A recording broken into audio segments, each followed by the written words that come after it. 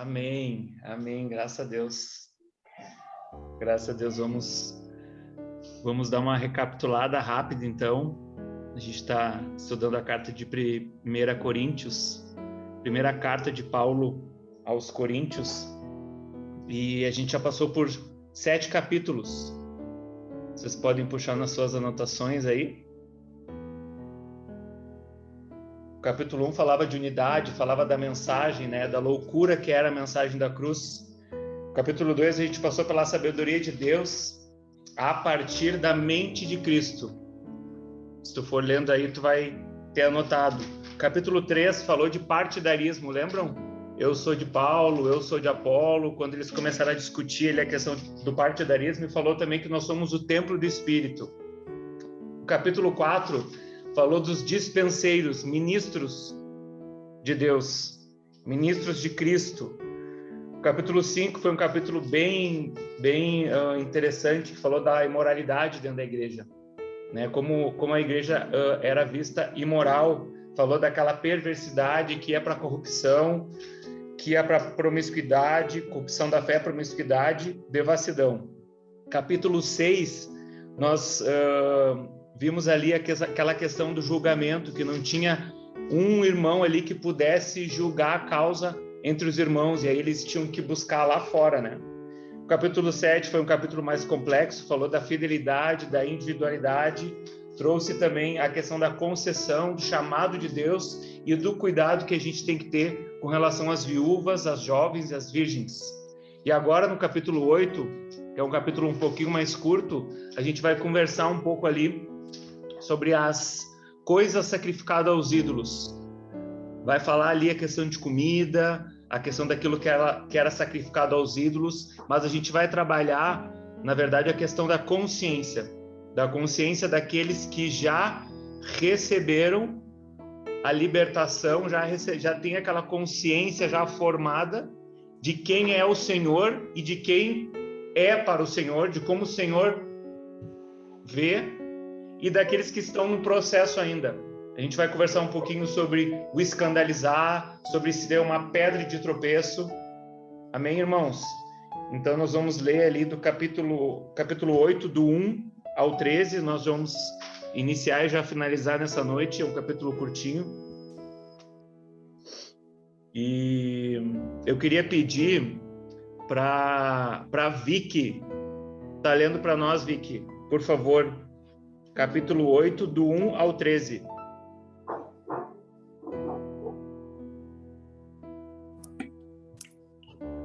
Amém? Amém, Tiago. Tá me ouvindo bem aí? Sim, tô te ouvindo bem. Cuidar para não dar ruim aqui. Do 8, do 1 ao 13, isso? Isso aí, todo o capítulo, por favor. Tá. No que se refere às coisas sacrificadas a ídolos, sabemos que todos temos conhecimento. O conhecimento leva ao orgulho, mas o amor edifica. Se alguém julga conhecer alguma coisa, ainda não conhece como deveria conhecer.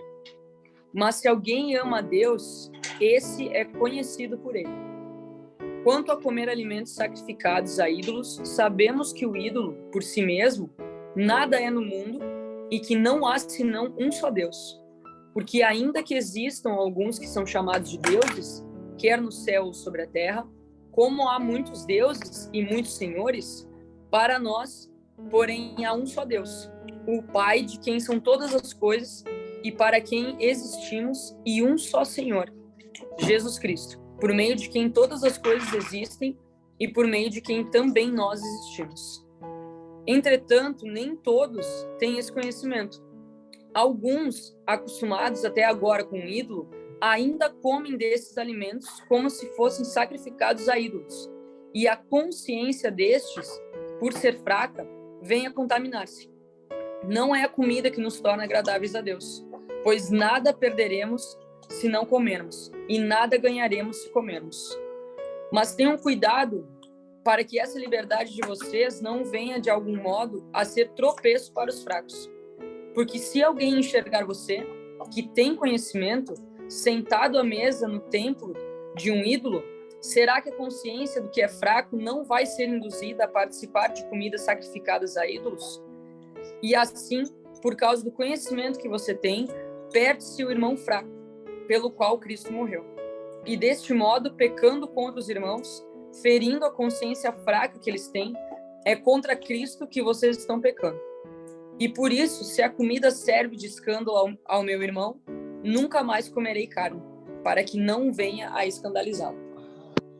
Amém. Obrigado, Vicky. Como é que eu...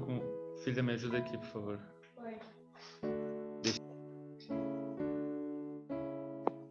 Só um pouquinho, pessoal, que eu vou dar uma ajeitada aqui na minha tela.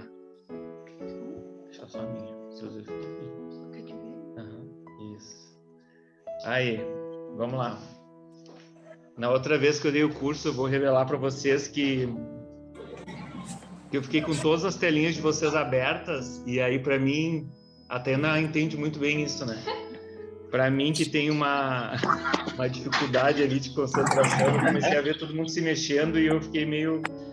E aí eu conversei com o pastor disse, não, mas aí tu coloca só a tua tela, que daí tu fica te olhando. E ele disse, eu não sabia disso. Então aí a gente vai ver como esse estudo é maravilhoso, como a Rosângela falou, né?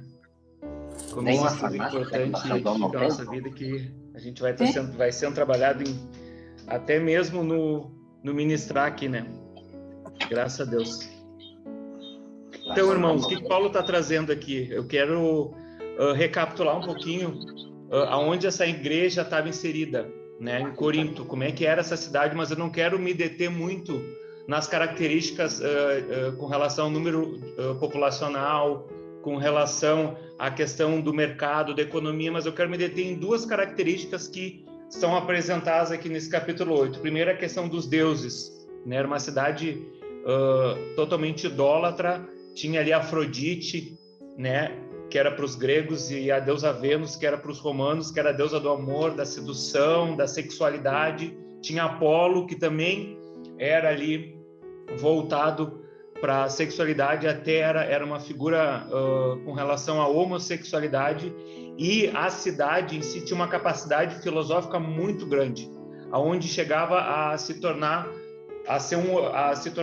um orgulho intelectual naquele povo. Aquele povo era tomado por um orgulho intelectual pela capacidade filosófica, e Paulo começa a trazer isso aqui, começa a trazer esse paralelo do conhecimento e esse paralelo de saber quem é Deus e saber quem nós somos para Deus, quem é o Senhor e como Deus os vê. E ali no início, como a Vicky fala com relação às coisas sacrificadas, ele traz a questão do alimento. Então ele fala o seguinte, eu vou estar lendo de novo ali para a gente recapitular, e eu vou estar falando com relação aos tópicos ali. No que se refere às coisas sacrificadas a ídolos, sabemos que todos temos conhecimento. Então ele está dizendo, a gente já sabe, a gente já conhece, a gente já ouviu falar. Todos temos conhecimento. O conhecimento leva orgulho, que é essa característica da cidade que eu trouxe, né? Tinha uma capacidade filosófica ali muito grande. Então o conhecimento levava a esse orgulho intelectual. O conhecimento leva orgulho, mas o amor edifica. Então, se há conhecimento e não há o amor, há orgulho. Esse é um ponto que tem que ficar muito claro. Se há o conhecimento e não há o amor, há o orgulho. O amor edifica. Se alguém julga conhecer alguma coisa, ainda não conhece como deveria conhecer. Mas se alguém ama a Deus, esse é conhecido por ele. Lembram que no outro capítulo Paulo dizia, eu estou falando isso para vocês, eu já falo isso, eu insisto em falar isso nas igrejas. Paulo falou isso no capítulo anterior. Eu tenho falado isso nas igrejas, para as igrejas. E Paulo falou isso também. Eu queria que a gente fosse lá em Gálatas, no capítulo 4, no verso 8 e 9. Vamos dar uma caminhadinha na palavra de Deus. Gálatas, capítulo 4.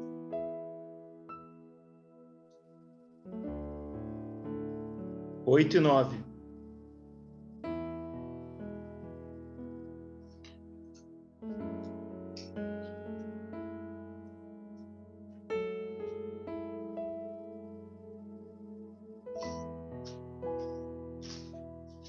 Mas no passado, quando não conheciam a Deus, vocês eram escravos de deuses, que por natureza não são deuses.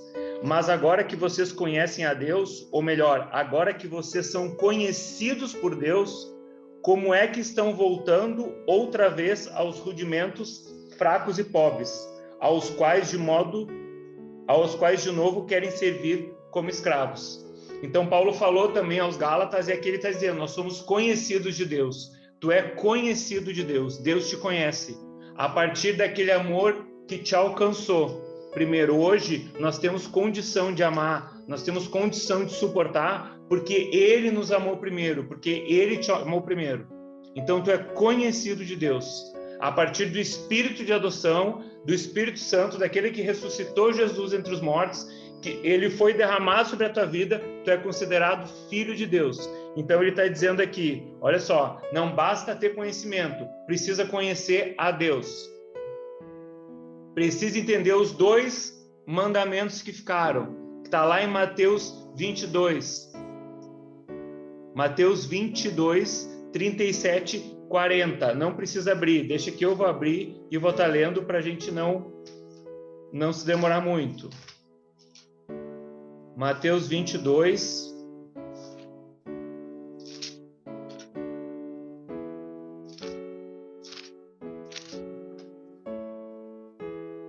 37 ao 40, quando os fariseus começam a questionar Jesus com relação aos mandamentos, qual era o maior mandamento da lei, Jesus responde: ame o Senhor seu Deus de todo o coração, de toda a sua alma e de todo o seu entendimento. Este é o grande e primeiro mandamento, todo, não é em parte. Não é parte do coração, não é parte da alma e não é parte do entendimento, é de todo. Então, o que a gente falou? Não adianta ter entendimento se não amar a Deus.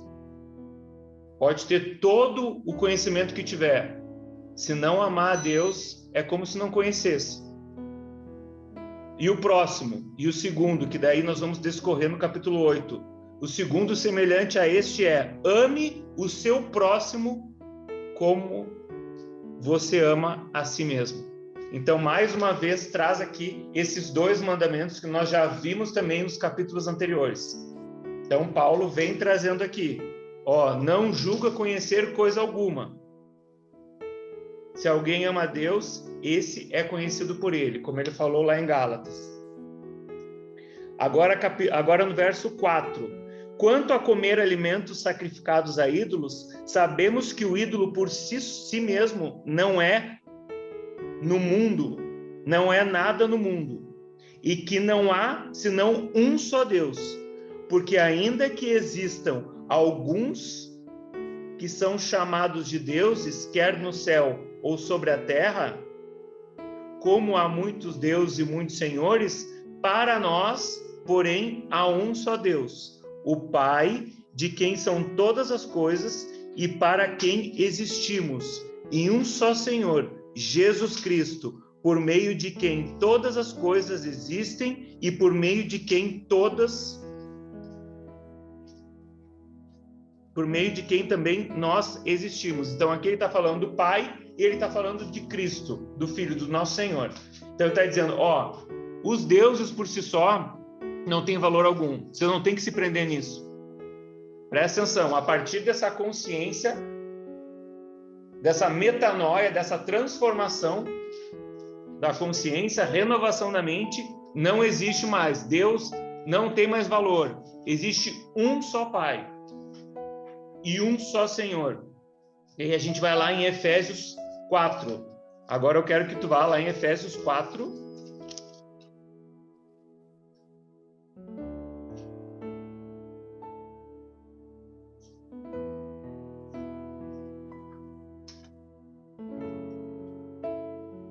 Que vai falar dessa unidade, porque aqui, esse capítulo, depois no final, a gente ligando esses pontos, a gente vai falar, vai ver que Paulo está falando também de unidade, está dizendo, cuidem, prestem atenção, olhem para o próximo, olhem para os irmãos de vocês. Efésios, capítulo 4. Por isso eu, o prisioneiro do Senhor, peço que vocês vivam de maneira digna da vocação a quem foram chamados, com toda humildade e mansidão, com longanimidade, suportando uns aos outros em amor. Aqui fala humildade. Lembra que a gente falou ali que tinha um orgulho, o orgulho intelectual daquele que só conhece, só tem o conhecimento, mas que não ama a Deus.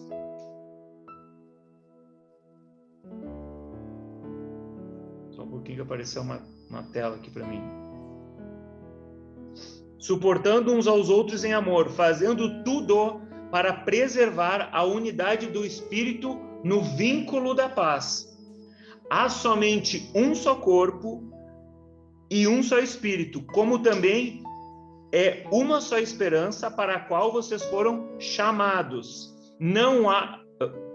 Há um só Senhor, uma só fé, um só batismo, um só Deus e Pai de todos, o qual é sobre todos, age por meio de todos e está em todos. Então, o que Paulo está trazendo ali? Paulo está trazendo, existe um só Deus.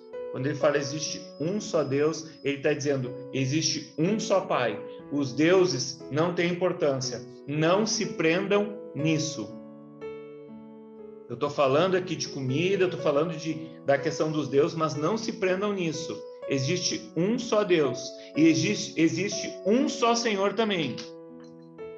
Um só Senhor. E eu quero que tu anote essa referência também. Nós vamos lá em Colossenses, capítulo 1, a partir do verso 13. A gente está falando aqui de uma consciência que está em desenvolvimento.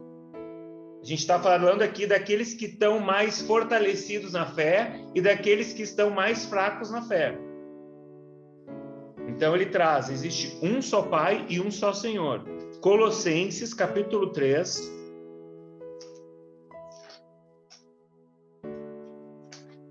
A partir do verso... capítulo 1, a partir do verso 13.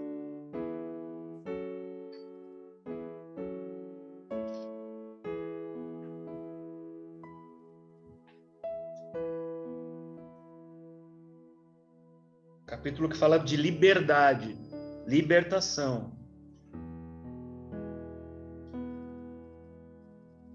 Colossenses 1:13. Ele nos libertou do poder das trevas e nos transportou para o reino do seu Filho amado, em que temos redenção, a remissão dos pecados. Ele é a imagem do Deus invisível, o primogênito de toda a criação, pois nele foram criadas todas as coisas. Não precisa voltar lá, só para lembrar. Lembra o que Paulo está trazendo ali? Ele está dizendo assim, existe um só Deus, que é Pai, no qual todas as coisas, para a qual e para quem existimos, e um só Senhor, por meio de que todas as coisas existem, por meio de quem também nós existimos. Então, aqui em Colossenses, Paulo está trazendo o quê?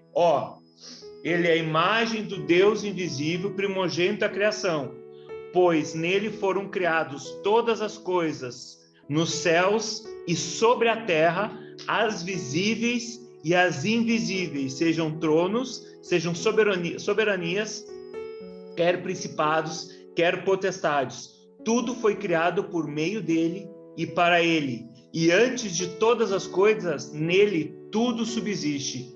Cristo Jesus. Um só Senhor, nele tudo subsiste. Ele é o cabeça e o corpo, que é a igreja.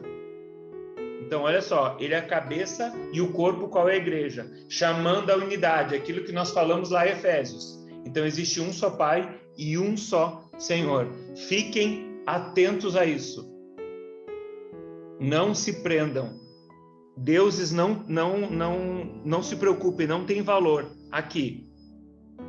Vai existir muitos. Uma cidade, como eu li antes, idólatra, totalmente voltada a deuses, voltada até deuses que eram considerados deuses do amor. E aqui Paulo fala de amor. Paulo está falando de amor. Está falando de suportar, de ter atenção. Verso 7, voltando lá para 1 Coríntios, capítulo 8, verso 7. Depois que a gente viu ali essa questão de um só Pai e um só Senhor, Jesus Cristo. Capítulo 8, verso 7. Ele está dizendo, lembrem disso, tá? Presta atenção. Seja tão com essa consciência transformada, com essa mente renovada. Só que vocês vão andar no meio de irmãos que estão no processo ainda. E é aí que vocês vão ter que ter cuidado. Aí vocês vão ter que cuidar. Não é comida nem bebida. Não é sobre isso que eu estou falando. É sobre uma consciência. Verso 7, capítulo 8 de 1 Coríntios. Entretanto, nem todos têm esse conhecimento. Então, tudo isso que a gente viu até agora, Paulo está dizendo. Entretanto, nem todos os irmãos têm esse conhecimento. Alguns, acostumados até agora com o ídolo, ainda comem desses alimentos, como se fossem sacrificados a ídolos. E a consciência destes, por ser fraca, vem a contaminar-se. Então, o que ele está dizendo? Tem pessoas que ainda se alimentam desses alimentos. Mas a questão, como eu falei, não é o alimento. Não é o alimento sacrificado a ídolos, mas sim a consciência que é fraca. E que daí vai estar levando eles a essa contaminação. Vai estar levando eles a tropeçar. Verso 8. Não é a comida que nos torna agradáveis a Deus, pois não perderemos se não comermos, e nada ganharemos se comermos. Então não vai ser a comida. A gente não vai perder nada se a gente comer, e se a gente deixar de comer, a gente não vai ganhar nada se a gente comer. É a consciência, mais uma vez trazendo aqui para ficar gravado na nossa mente, encucado, enraizado no nosso coração. Não é questão de comida, é da consciência. Presta atenção, vocês vão estar sendo inseridos, vocês vão estar vivenciando com irmãos que vão estar com a consciência fraca, que vão estar fracos nesse aspecto. Não vão ter o conhecimento ainda que vocês têm, e vocês precisam ter atenção. Então não vai fazer diferença alguma. Para nós que temos essa consciência que há um só Pai e um só Senhor, comer ou não comer não vai fazer diferença. Então aqui já traz o quê? A liberdade. Então a gente já está liberto. Como a gente leu lá em Colossenses, a gente já foi transportado. A gente já tem a consciência liberta. A partir do verso 9, ele vai trazer esse cuidado agora com relação a essa liberdade. Mas tenham cuidado para que essa liberdade de vocês não venha de algum modo a ser tropeço para os fracos. Chamada de atenção. Da mesma forma que o conhecimento sem o amor a Deus se torna orgulho, ele volta a falar de novo. Cuidado. Cuidado, porque se tu ficar só voltado para o conhecimento que tu tem, tu vai perder o temor e tu vai deixar de olhar para o teu próximo. Vai deixar de perceber as estruturas que vão estar diante de ti. E aí tu vai ser tropeço para o teu irmão. Não precisa abrir, só anota aí. Provérbios, capítulo 3.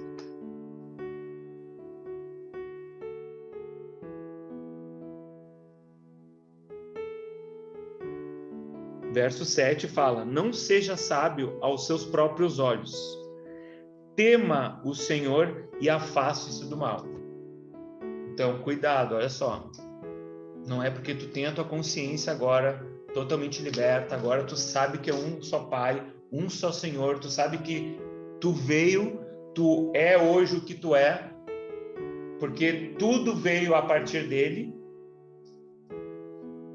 tudo vem dele, tudo age por meio dele e tudo volta para ele. Hebreus 11. Jesus, nada subsiste se não fosse por ele, se não fosse a partir dele. Cuidado com essa liberdade. Cuidado que tu pode te voltar para ti. Sempre esse cuidado, Paulo sempre ressaltando, cuidado com o conhecimento. Quanto mais conhecimento tem, mais arriscado é tu cair num lugar de orgulho e achar que tá amando a Deus, mas não reconhecer o teu próximo. É amar a Deus com todo o teu conhecimento, toda a tua alma, de todo o teu coração, e amar o teu próximo como a ti mesmo.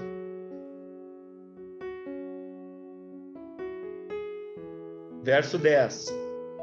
Porque se alguém enxergar,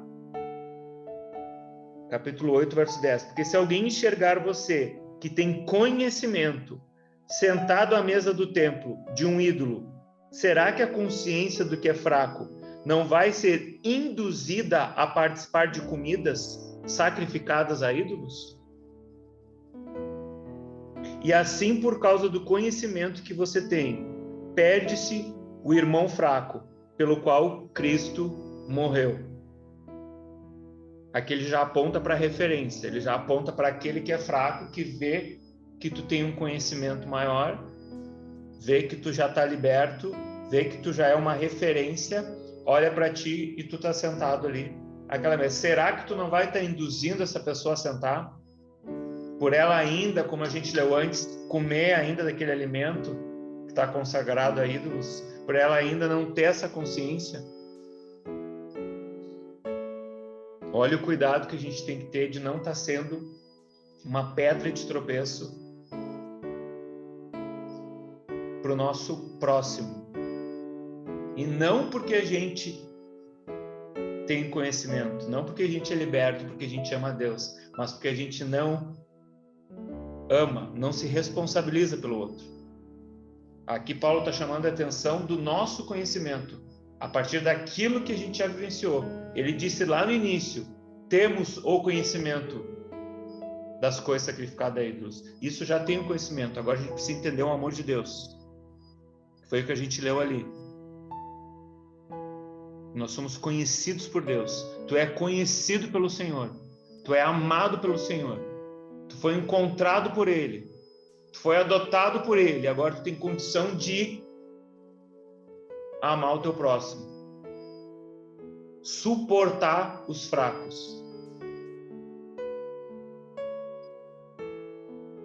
Verso 12. E deste modo, pecando contra os irmãos, ferindo a consciência fraca que eles têm, é contra Cristo que vocês estão pecando. E por isso, se a comida serve de escândalo ao meu irmão, nunca mais comerei carne, para que não venha a escandalizá-lo. Então, na verdade, a minha caminhada vai ser pensando na consciência do outro. A forma como eu vou me comportar, eu tenho que pensar na consciência do outro. Quando eu já tenho essa consciência. Todos nós estamos num processo de desenvolvimento. Processos diferentes, mas que estão levando a gente do lugar da fé para ser desenvolvida pro amor. Coisa que a gente tem repetido inúmeras vezes. Estamos desenvolvendo de um lugar de fé por um lugar de amor, onde a gente ouve, onde a fé vem pelo ouvir a voz de Deus, a palavra de Deus, a gente se torna cheio para ser entregue para o outro, responsável para o outro, ser o pão para o outro, entregar um pão para o outro. Então, cuidado que a gente tem que ter com a consciência do outro. Senão a gente vai continuar andando no caminho de egoísmo. É uma linha muito tênue que Paulo está trazendo aqui. E eu queria que vocês abrissem em Romanos 14.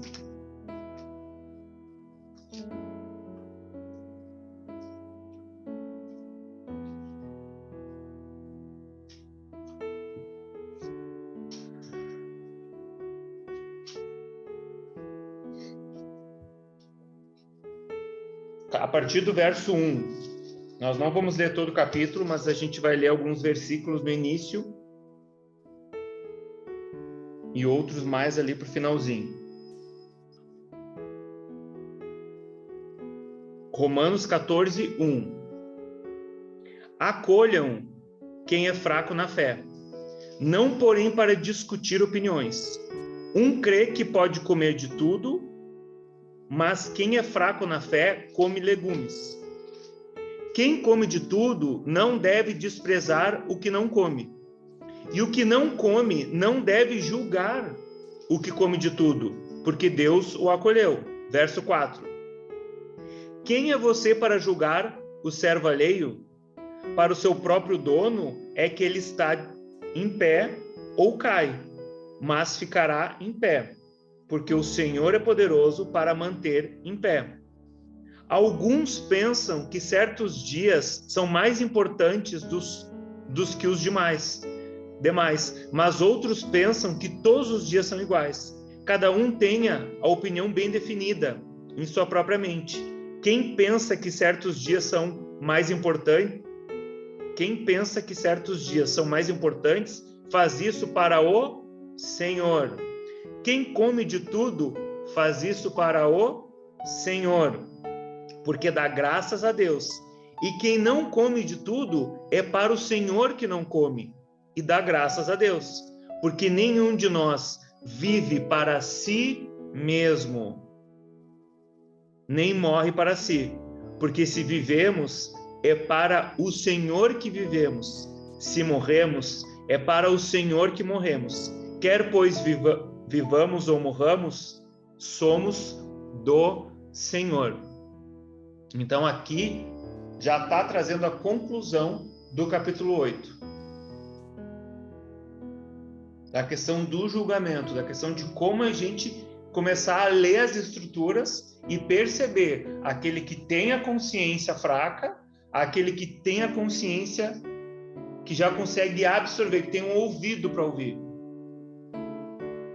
Não está falando de comida, ele deu 2 exemplos aqui. A comida, que fala da carne e de legumes, daquela comida que é mais sólida e daquilo que é mais macio, né? Que não precisa de tanto esforço para ser engolido. E falou também da importância dos dias. Mas do que eu quero me deter? Que é para o Senhor que a gente faz. Se não for para o Senhor, vai ser para nós mesmos. Se não for para servir ao Senhor, vai ser para nós mesmos. E se for para nós mesmos, não vai estar sendo para o próximo. Agora vamos pular direto para o 13. No mesmo capítulo. Finalizando já. Portanto, deixemos de julgar uns aos outros. Pelo contrário, tomem a decisão de não pôr tropeço ou escândalo diante do irmão. Eu sei e estou persuadido no Senhor Jesus de que nada é impuro em si mesmo, a não ser para aquele que pensa que alguma coisa é impura. Para esse é impuro. Se o seu irmão ficar triste por causa do que você come, você já não anda segundo o amor.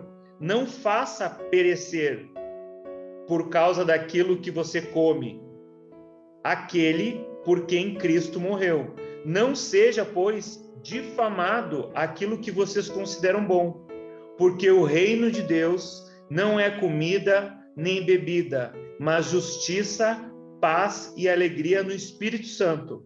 Aquele que deste modo serve a Cristo é agradável a Deus e aprovado pelas pessoas. Assim, pois, verso 19, sigamos as coisas que contribuem para a paz e também as que são para a edificação mútua. Não destrua a obra de Deus por causa da comida. Todas as coisas, na verdade, são puras, mas não é bom quando alguém come algo que causa escândalo. Então, aqui ele traz a questão da liberdade e do amor. do cuidado que a gente tem que ter. Não é comida e não é bebida, é a questão da consciência, é a questão do cuidado que a gente tem que ter se a gente não está sendo tropeço, se a gente não está conduzindo o irmão a um lugar da onde ele foi tirado, por a gente se achar já pronto, preparado, para que seja, para que haja contribuição para a paz e também que haja edificação mútua. Mais uma vez, que a gente não fique voltado para nós mesmos, mas que haja edificação mútua, que a gente possa se ouvir, que a gente possa ouvir as opiniões e que a gente possa receber, que a gente possa ter um coração humilhado. Da mesma forma que a gente tenha essa humildade para receber, a gente também vai ter uma ousadia para falar. Então, que seja edificação mútua.